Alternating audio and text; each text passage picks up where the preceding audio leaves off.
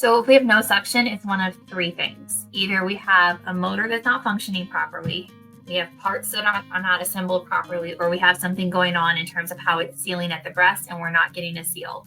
One of the things I love with this pump is that this is actually really easy. You can actually turn the hub on without any parts on, put it on this part of your thumb. It's just wide enough to get a good seal, and then you should be able to feel the suction. So you can quickly eliminate, is it the motor working or not? Because the motor it's good, strong seal there. If the motor is working and you're not getting suction still, then we likely have a part that's misassembled. The big thing if you're using the S1 Pro is going to be, it's actually really easy to put this flange on wrong and to not have it sealed all the way around. So what I do is, if you look up here, this is sealed properly. This should all be level and there should be no gapping. And then from there, you just take your finger and sweep it all the way around, making sure that there's no spot where it's either higher or lower than what it was before, and that there's no gap around that plastic.